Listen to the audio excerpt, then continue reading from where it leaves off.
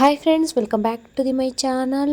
Friends, ಇದು ನನ್ನ weight loss journey day 9 ಆಗಿರುತ್ತೆ. ನಿನ್ನೆ ಒಂದು ಡೇ 8ನೇ ವಿಡಿಯೋದಲ್ಲಿ ನೀವು ನೋಡಿದ್ರಿ ನನ್ನ ಒಂದು ವೆಯ್ಟ್ ಎಷ್ಟು ಕಡಿಮೆ ಆಗಿದೆ ಅಂತ. ನನಗೆ ಒಂದು ವಾರದಲ್ಲಿ 1 kg ಅಂತೆ ಕಡಿಮೆ ಆಗಿದೆ. ಮತ್ತು ಚೀಟ್ ಮೀಲು ಕೂಡ ಮಾಡಿಕೊಂಡಿದ್ದೆ, ಚೆನ್ನಾಗಿ ಊಟನೂ ಕೂಡ ತಿಂದಿದ್ದೆ.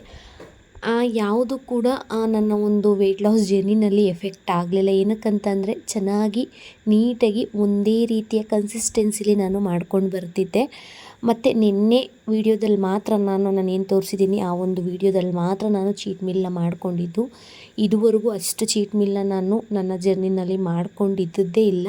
ಹಾಗಾಗಿ ರಿಸಲ್ಟ್ ಕೂಡ ಎಲ್ಲೂ ಕೂಡ ಏರುಪೇರು ಆಗಲಿಲ್ಲ. ಮತ್ತು ಏನೋ ಒಂದು ಸಂಡೇ ವಿಡಿಯೋ ಕಂಟಿನ್ಯೂ ಮಾಡಲ್ಲ ಅಂತ ಹೇಳಿದೆ. ಆ ಟೈಮಲ್ಲಿ ಆರಾಮಾಗಿ ಚಿಂಟು, ನಾನು, ನನ್ನ ಹಸ್ಬೆಂಡ್ 3 ಜನ ಕೂತ್ಕೊಂಡು ಮೂವಿನ ನೋಡ್ತಾ ಇದ್ವಿ. ಅಂದರೆ ನನಗೆ ಫ್ರೀ ಟೈಮಲ್ಲಿ ಮೂವಿ ನೋಡೋದು ಮೊಬೈಲಲ್ಲಿ ಅಂತ ಅಂದರೆ ತುಂಬಾ ಇಷ್ಟ. ಅದಕ್ಕೆ ಮೊನ್ನೆ ಅಂದರೆ ಭಾನುವಾರ ಈ ರೀತಿ ಟೈಮ್ನ ಸ್ಪೆಂಡ್ ಮಾಡಿಕೊಂಡೆ ಮನೆಯವ್ರ ಜೊತೆ.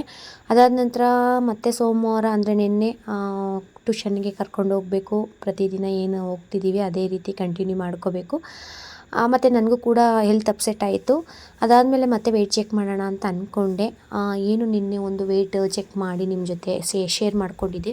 ಸೇಮ್ ವೆಯ್ಟ್ ಅಷ್ಟೇ ಇದೆ, ಎಲ್ಲೂ ಕೂಡ ವೇರಿಯೇಷನ್ ಆಗಿಲ್ಲ. ಏನಕ್ಕೆ ವೆಯ್ಟ್ ಚೆಕ್ ಮಾಡಿದೆ ಅಂತ ಅಂದರೆ ಒಂದು ದಿನದಲ್ಲಿ ಏನಾದರೂ ಡಿಫ್ರೆನ್ಸ್ ಕಾಣಿಸ್ಬೋದೇನೋ. ಅಂದರೆ ಮೊನ್ನೆ ತಿಂದಿದ್ದು ಮಾರನೆಗೆ ಎಫೆಕ್ಟ್ ಆಗಿಲ್ಲ ಅಂತ ಅಂದ್ರೂ ಅದ್ರ ಮಾರನೆಗೆ ಎಫೆಕ್ಟ್ ಆಗ್ಬೋದೇನೋ, ಅಂದರೆ 2 days ಬಿಟ್ಟು ಎಫೆಕ್ಟ್ ಆಗ್ಬೋದೇನೋ ಅಂತೇಳಿ ವೆಯ್ಟ್ನ ಚೆಕ್ ಮಾಡಿಕೊಂಡೆ. ನಮ್ಮ ಮನೆಯವ್ರು ಹೇಳ್ತಾಯಿದ್ರು, ನೀನು ನಿನ್ನೆ ತಿಂದಿರೋದೆಲ್ಲ ಮಾರನೆಗೆ ಎಫೆಕ್ಟ್ ಆಗಲ್ಲ, 1-2 ದಿನ ಬಿಟ್ಟು ನಿನಗೆ ಎಫೆಕ್ಟ್ ಆಗುತ್ತೆ, ವೇರಿಯೇಷನ್ ಆಗುತ್ತೆ ವೆಯ್ಟಲ್ಲಿ ಅಂತ ಹೇಳಿದರು. ಹಾಗಾಗಿ ಆ ರೀತಿ ಆಗ್ಬೋದೇನೋ ಅಂತೇಳಿ ಚೆಕ್ ಮಾಡಿಕೊಂಡೆ. ಮತ್ತೆ ಎಲ್ಲೂ ಕೂಡ ಏನು 1 ಇಂಚು ಕೂಡ ಅಂದರೆ 100 ಗ್ರಾಮು ಕೂಡ ಕಡಿಮೆ ಆಗಲಿಲ್ಲ.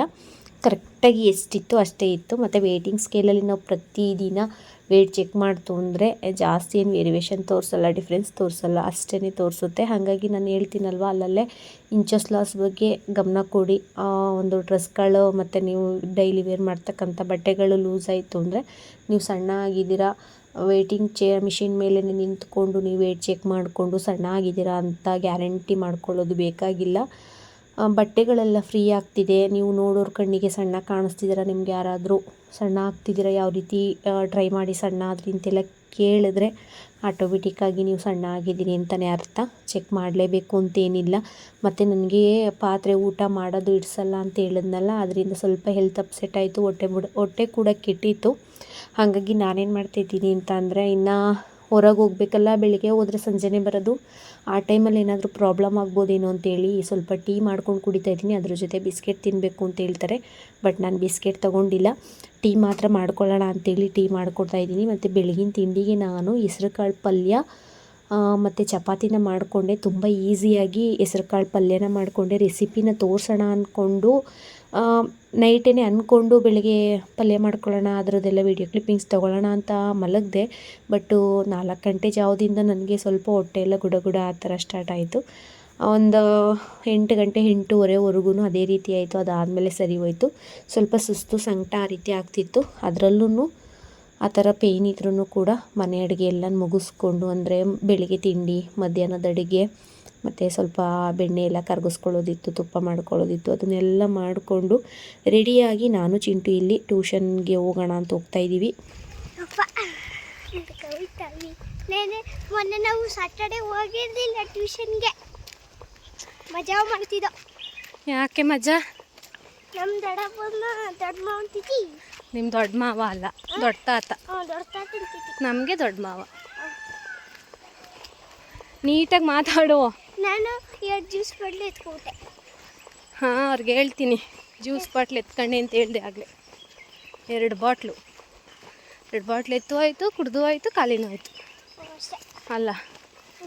ಚೆನ್ನಾಗಿ ಕುಡ್ದು ಕೆಮ್ಮಲು ಬಂದ್ರಂತೂ ಸಿರಪ್ ಅಂತೂ ಹಾಕಲ್ಲ ನಾನು. ನಮ್ಮಪ್ಪ ಆಗ್ತದಲ್ಲ, ನಮ್ಮ ಅಪ್ಪನ ಕೈಲಿ ಹಾಕಿಸ್ಕೋಬೇಕು ನೀನು. ಯಾರು ಬಂದರು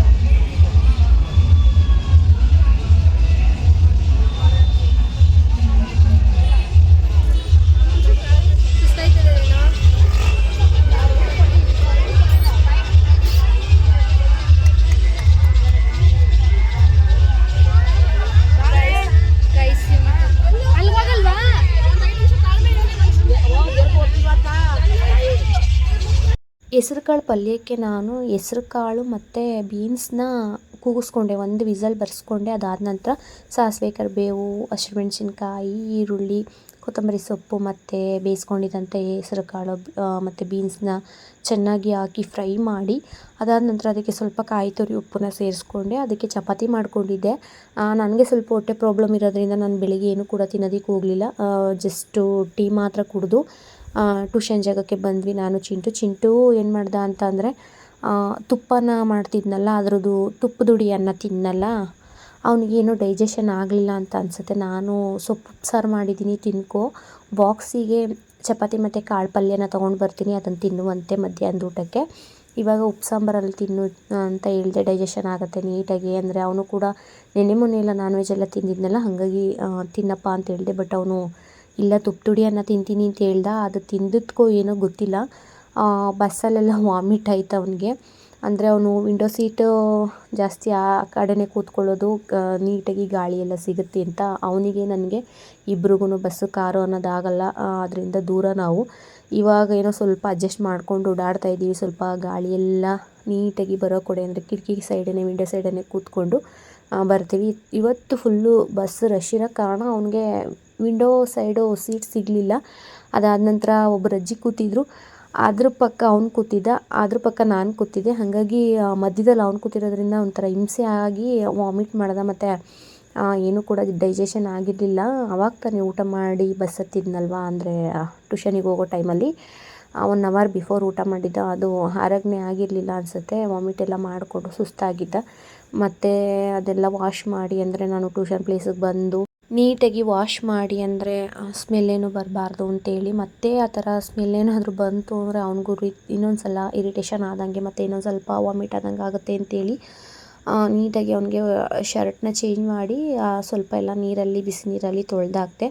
ಅದಕ್ಕೆ ಅವನು ವೇಲನ್ನು ಹೊಚ್ಕೊಂಡು ಕೂತಿದ್ದಾನೆ.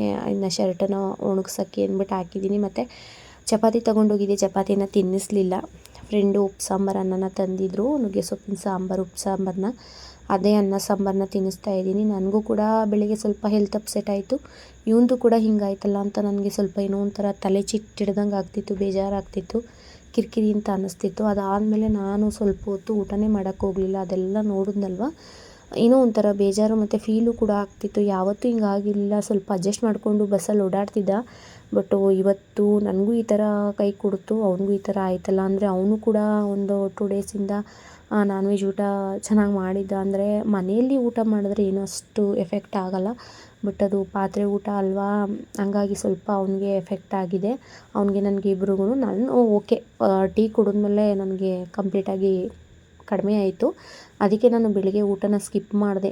ಅಂದರೆ ಇನ್ನೊಂದು ಸ್ವಲ್ಪ ಏನಾದರೂ ಸುಸ್ತಾಗುತ್ತೇನೋ, ಅಂದರೆ ಮತ್ತೆ ಊಟ ಮಾಡಿದ್ರೆ ಹೊಟ್ಟೆ ಹಾಳಾಗ್ಬೋದು ಅಂತೇಳಿ ಮಧ್ಯಾಹ್ನಕ್ಕೆ ಸ್ವಲ್ಪ ಕರ್ಬೂಜ ಹಣ್ಣು ತೊಗೊಂಡು ಬಂದಿದ್ನಲ್ಲ, ಅದನ್ನು ತಿಂದೆ. ನನ್ನ ಪ್ರತಿದಿನ ಮಧ್ಯಾಹ್ನದ ಊಟ ಮನೇಲಿದ್ದರೆ ಮಾತ್ರ ಏನಾದರೂ ಮಾಡ್ಕೊಂಡು ತಿಂತೀನಿ. ಅದು ಬಿಟ್ಟು ನಾನು ಟ್ಯೂಷನ್ಗೆ ಕರ್ಕೊಂಡು ಬಂದಾಗ ಬೆಳಗ್ಗೆ ಏನಾದರೂ ತಿಂಡಿ ತಿನ್ಕೋತೀನಿ, ಇಲ್ಲಾಂದರೆ ಗಂಜಿ ಕುಡಿತೀನಿ, ಗ್ರೀನ್ ಟೀ ಕುಡಿದು ಟ್ಯೂಷನ್ ಪ್ಲೇಸಿಗೆ ಬರ್ತೀನಿ. ಅದಾದಮೇಲೆ ಟ್ಯೂಷನ್ ಟೈಮಲ್ಲಿ, ಅಂದರೆ ಚಿಂಟುನ ಹೊರಗಡೆ ಕರ್ಕೊಂಬಂದಿರ್ತೀನಲ್ಲ ಮಧ್ಯಾಹ್ನ ಟೈಮಲ್ಲಿ, ಆ ಟೈಮಲ್ಲಿ ಯಾವುದಾದ್ರೂ ಒಂದು ರೀತಿಯ ಹಣ್ಣು, ಅದ್ರ ಜೊತೆಗೆ ಸೌತೆಕಾಯಿ, ಕ್ಯಾರೆಟು ಇದನ್ನು ತಿಂದ್ಕೊಂಡು ಚೆನ್ನಾಗಿ ನೀರು ಕುಡಿದು, ಮತ್ತು ಅದ್ರ ಜೊತೆಗೆ ಒಂದು ದೊಡ್ಡ ಗ್ಲಾಸಷ್ಟು ಮಜ್ಜಿಗೆನೂ ಕೂಡ ಕುಡಿತೀನಿ. ಡೈಲಿ ಮಜ್ಜಿಗೆ ಕುಡಿತೀವಿ ನಾನು ಚಿಂಟು.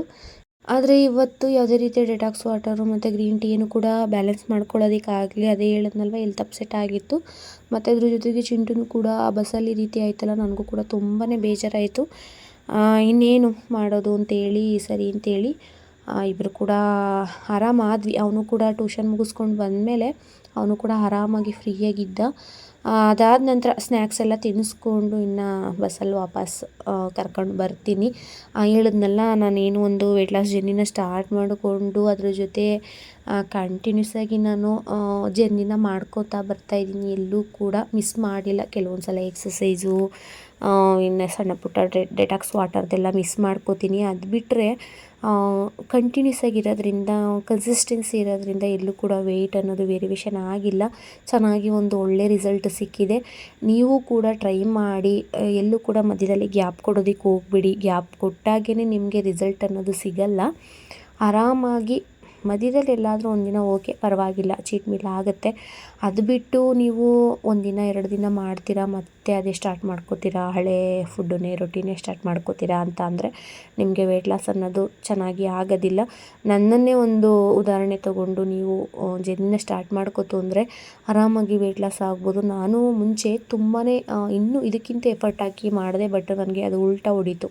ತೀರಾ ಬೇಗ ಸಣ್ಣ ಆದೆ, ಅದೇ ರೀತಿ ತೀರಾ ಬೇಗನೆ ದಪ್ಪ ಆದೆ. ಮತ್ತು ಇವಾಗ ನಿಧಾನವಾಗಿ ಸಣ್ಣ ಆಗೋಣ, ಹಾಗೇ ಕಂಟಿನ್ಯೂ ಮಾಡ್ಕೊಂಡು ಹೋಗೋಣ ಅಂತೇಳಿ ಒಂದು ಮೈಂಡ್ಸೆಟ್ನ ಮಾಡ್ಕೊಂಡಿದ್ದೀನಿ. ಹಾಗಾಗಿ ಜಾಸ್ತಿ ಆತರ ಬೀಳಕ್ಕೆ ಹೋಗ್ತಾಯಿಲ್ಲ. ಬಟ್ ನನಗೆ ವೀಕ್ಲಿ 1 kg ನಾನು ವೆಯ್ಟ್ ಲಾಸ್ನ ಯಾವ ರೀತಿ ಮಾಡ್ಕೋತಾ ಇದ್ದೀನಿ, ಅದರಲ್ಲಿ ಒಂದು ಒಳ್ಳೆ ರಿಸಲ್ಟ್ ಸಿಗ್ತಾ ಇದೆ. ನಾನು ಸ್ಕಿಪ್ ಮಾಡಿದಾಗ ಅದೇ ರೀತಿ ಸ್ಕಿಪ್ ಆಗುತ್ತೆ, ಕನ್ಸಿಸ್ಟೆನ್ಸಿಯಿಂದ ಮಾಡ್ಕೊಂಡಾಗ ಅದೇ ರೀತಿ ನನಗೆ ಒಂದು ರಿಸಲ್ಟ್ ಸಿಗ್ತಾ ಇದೆ.